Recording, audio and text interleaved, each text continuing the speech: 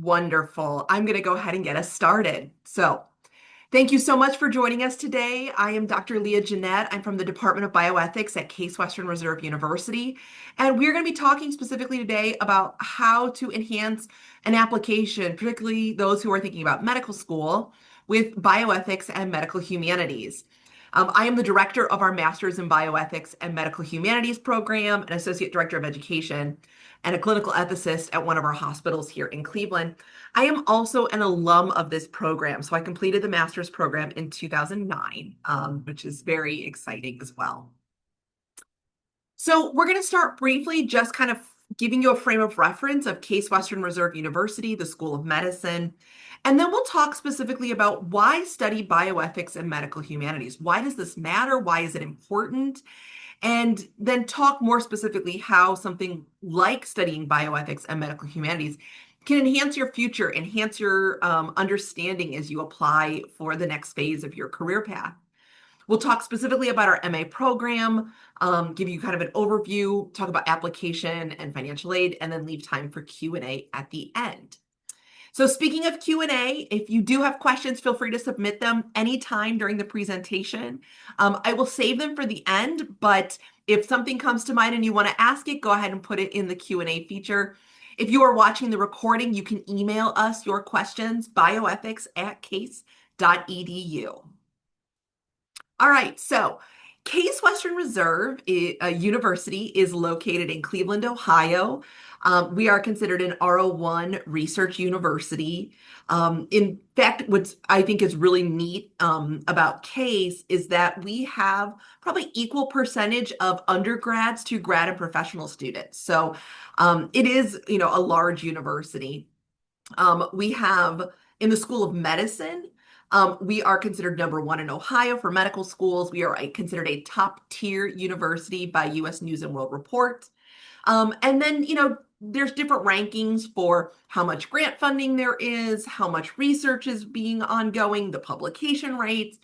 And also there's the AACU, I believe, are the letters. It's an organization of various colleges, is currently ranked as the fastest growing research university. And so we have a lot of prestige at Case Western Reserve, particularly in our School of Medicine when it comes to medical education and research.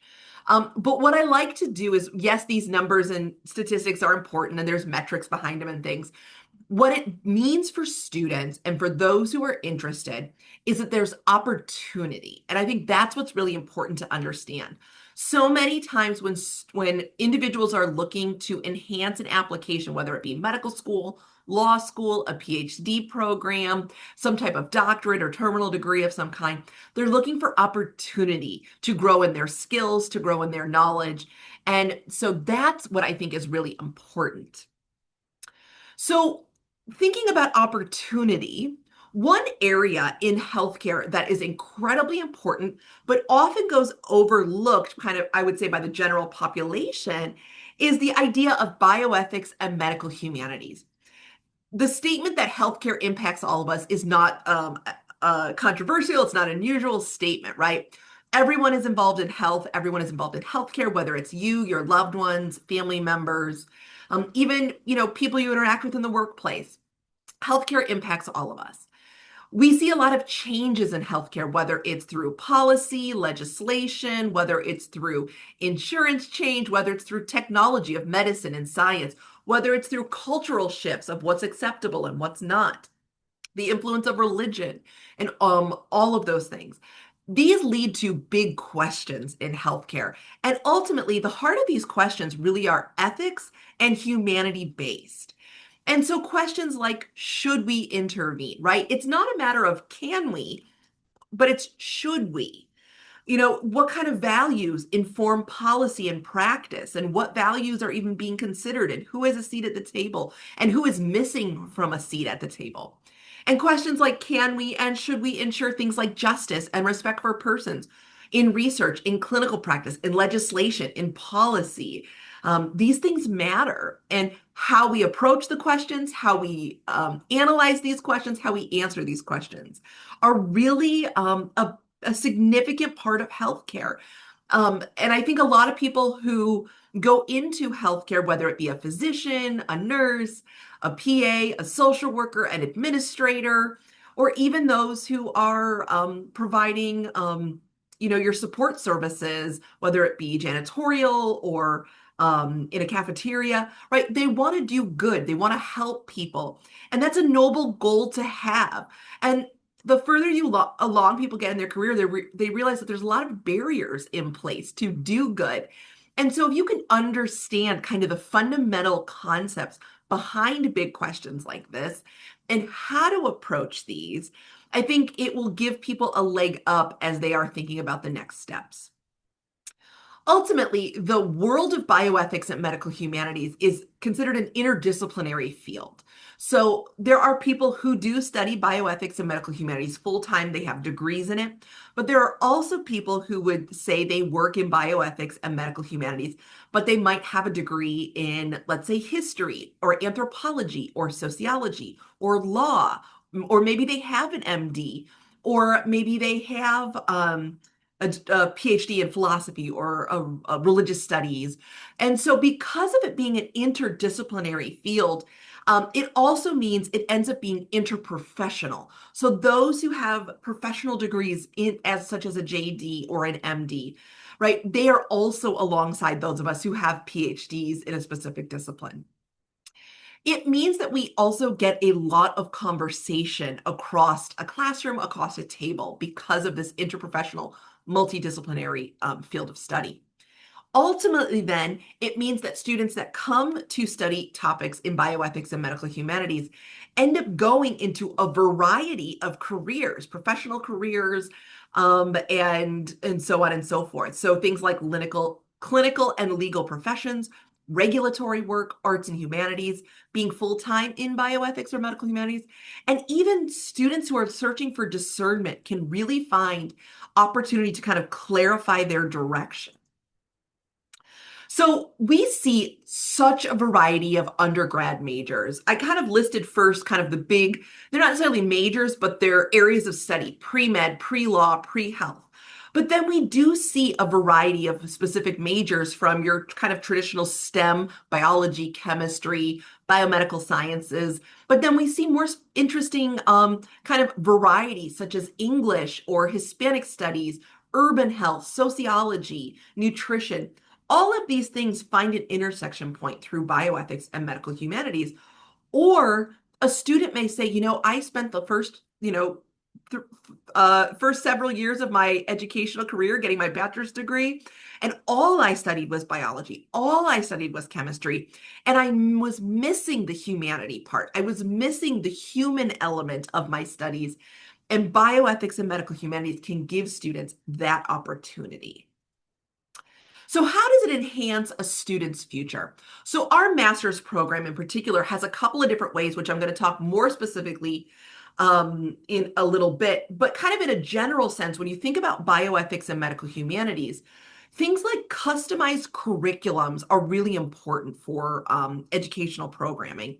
So yes, there are some standards that everyone needs to understand. There are some foundational and fundamental pieces of knowledge that you need to leave a bioethics and medical humanities program with, but also understanding that there are students who are in a classroom. Some are planning to go to med school, some are going to law school, some might be going into a PhD in history or a master's of social work. And so being able to customize a curriculum in a way that allows students to focus on their career trajectory is really important. I mentioned this earlier, but also training in interdisciplinary and multidisciplinary education. So when I present in a classroom, I often do it as a clinical ethicist. I think about cases that can demonstrate principles, that can demonstrate concepts, that can demonstrate lenses which people come to these issues, where you have other faculty who are trained in philosophy, they're trained in anthropology, and they come at class and teaching with those lenses. And I think it makes for a really unique opportunity, but also a dynamic opportunity for students to see that there isn't a one size fits all. Students also look to enhance their future with opportunities for research or teaching or administrative experience. Opportunities, again, is so important for students because they want to grow their skill set. They don't want to just do what they've always done. They want to know, what does it look like to do research in bioethics or medical humanities? Most students are kind of used to the standard of doing research in a lab, doing bench science, but we do have faculty who are grant funded, who are doing research projects, who are publishing, who are conducting interviews and surveys, and being asked to contribute to policy discussions because of their research. And then I think the last thing is, with a degree in bioethics and medical humanities, you will have a specialized skill set, a knowledge base, but also real world understanding of healthcare and medicine. I think that is uniquely creates an opportunity for students to stand out on an application. And so when students are thinking about the future, they are coming to our program thinking about career paths. I mentioned kind of we see a lot of physicians and lawyers, but we also see researchers, business analysts, case managers, research coordinators, medical historians, or anthropologists. As you can see, this is just a small segment of where students go on to their career paths after our program. So our master's program is celebrating 31 years this fall. We're very excited about that. Most students complete our program full-time in 1 year, which ultimately translates to 2 semesters. We are 30 credits, so students take approximately 15 credits in the fall, 15 credits in the spring. A little under half are pure electives.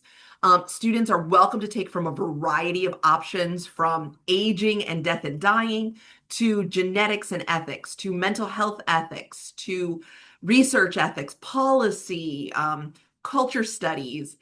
It's really kind of exciting where students can go. We also offer 160 hours of clinical ethics rotations. This is 160 hours of being in a hospital setting, which I think is incredible for students. We'll talk more about that in a second. We also have short-term study abroad courses, and within our curriculum, we also have 3 concentrations that students can focus in on more: research ethics, medicine, society and culture, and health policy. All students get personalized advising to help guide them on what electives are going to be the best fit for their career, their program goals, their career goals. And we also do have dual degree options with our MD, JD, MPH, Masters of Social Work, Masters in Genetic Counseling, and Master of Science in Nursing. And so I recommend to students, if you're interested in dual degree, reach out to us. We could talk more specifically about that program that you're interested in. When I talk about our concentrations, I know this slide can be a little overwhelming. So by default, all students are in what we call the traditional program, meaning everyone takes foundations in bioethics, everyone takes 1 semester of clinical rotations, foundations 2, and everyone writes a capstone paper. Then their electives, elective 1, 2, 3, and 4, as well as the mini elective, are purely open. So there's a lot of bioethics and medical humanities courses you can take, as well as some selected external electives outside of our department. And students also do a second semester of rotations. If you are in a particular concentration, your first elective is then designated to a course that focuses in on your concentration. Such as Foundations of MSc is the 3-credit elective for MSc concentration. Then your mini elective is also predetermined by your concentration. So for instance, in the health policy concentration, formulation and analysis of health policy is required. The other change compared to the traditional program is that students can, in the MSc, can either do their second semester of rotations or an MSc practicum, which is like a project-based opportunity. And then in the health policy and the research ethics, they do a required practicum in place of that second semester of rotations. Again, this is a project that students can work on. For instance, for an MSc practicum this year, we had a student who was placed in a trafficking clinic and helped clients as they were kind of working through the legal system through that clinic, but also trying to understand their medical details and medical information. It was a great opportunity for the student in that setting. So as I mentioned, our clinical ethics rotations are a great opportunity for students. At minimum, students are doing 80 hours in their first semester. If they do 2 semesters, they do 160 hours. They are attending things like morning rounds, interdisciplinary team rounds. They're going to things like ethics committee, um, transplant selection committee meetings. And they can go one-on-one with healthcare professionals, whether it's physicians, nurses, chaplains, social workers, as they visit patients, attend meeting, to really see what ethics looks like both in depth and breadth across the system. Physicians and nurses obviously face a lot of ethical challenges when they're dealing directly with patients, but also other healthcare team members face ethical issues, whether it's a social worker or a chaplain, genetic counselor, whether it's a resident dealing with the hierarchy at play. So there's a lot to kind of think about in a clinical setting. And so it's really exciting for our students to be able to do this. The goal is to get students who are doing 2 semesters at one public, so either Metro or the VA, or and then one private, either UH or Cleveland Clinic. I think what's also great about these rotation opportunities is it allows students to explore career opportunities. So if you think about it, you may have an understanding of like, these are the types of jobs at a hospital. But until you've spent time in a hospital, sometimes you can't even imagine what careers there are, what roles people play in hospitals, what kind of job responsibilities they have. And being in a clinical setting for 160 hours is going to give you a better sense of what jobs there are and seeing where your goals for a career can line up, maybe with things you weren't even aware existed. Our bioethics study abroad courses count as a 3-credit elective for our students.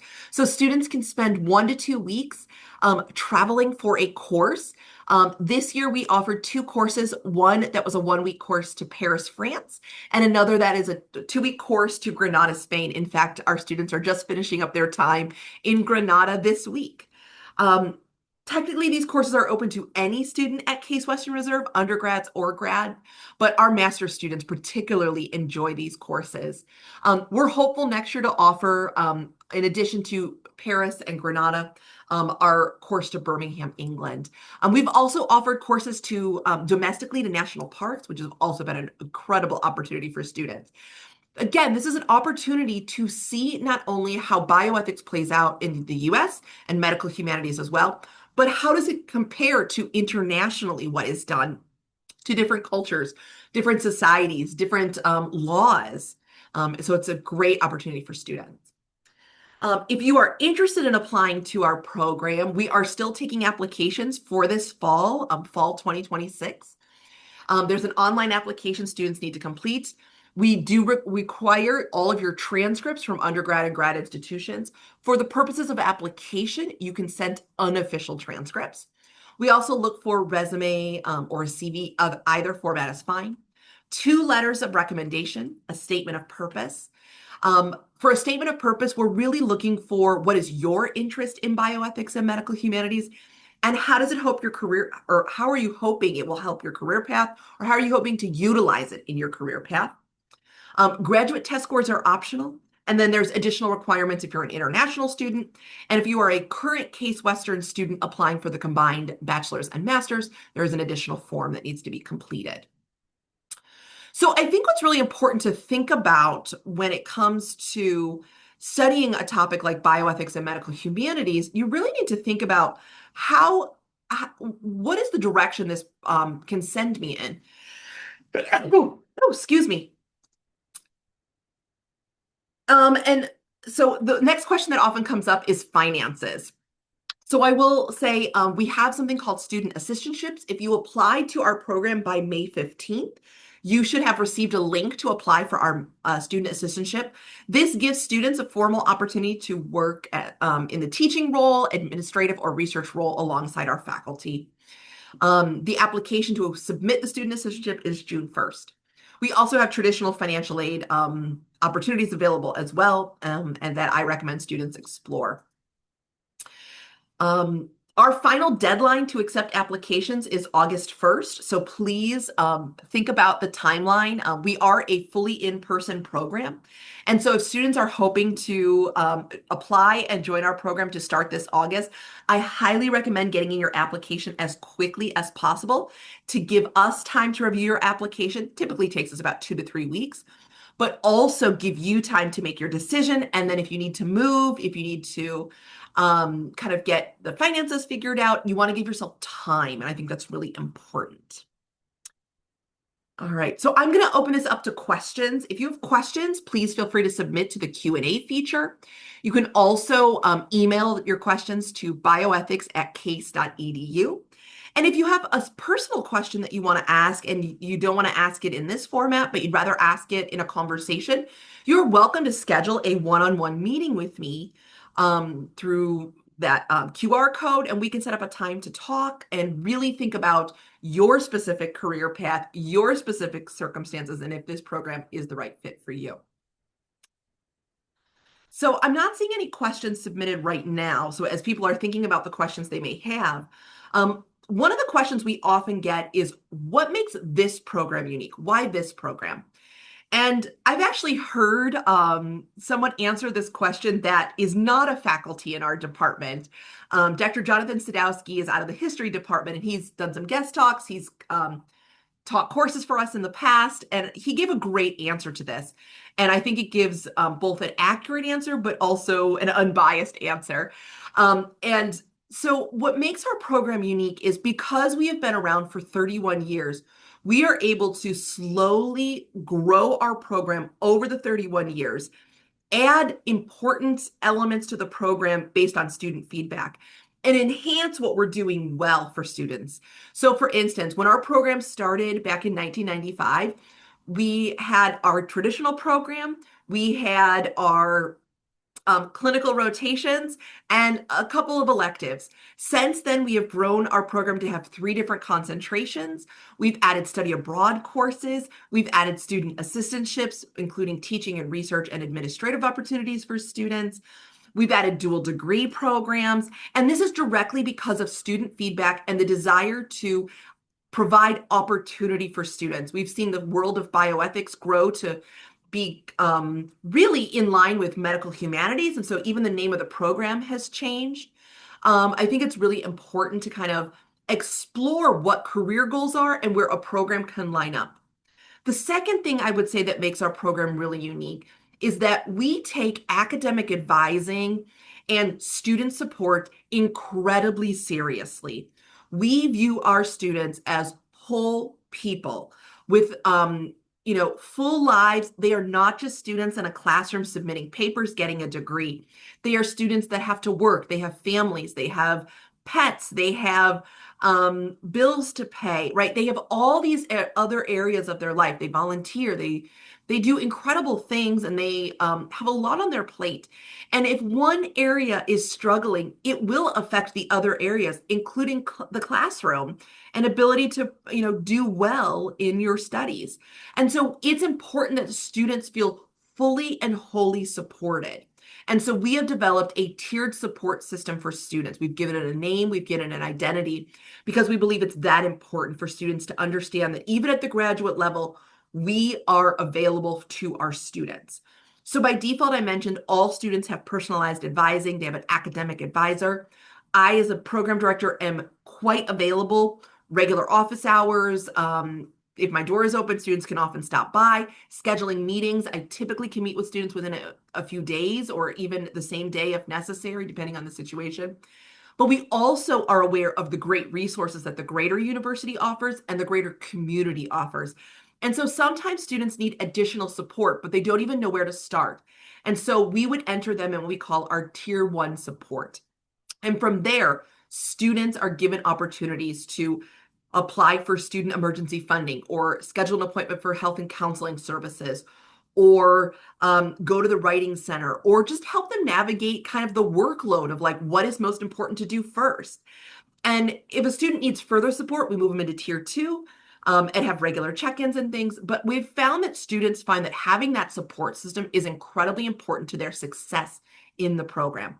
And so I would say growing our program intentionally with great opportunity and student support really helps our program stand out from others. So I do see there was a question, what other financial aid options are available if a student is not placed in an assistantship? And do students in the program typically work while attending full-time? That's a great question. I am going to jump us back to the financial aid page. So students are typically required to fill out FAFSA. And that would then make students eligible for certain government loans and grants, programs, potentially scholarships. There is work study, and then of course, there are private loans that students would be available to as well. We do see students work during their time in the program.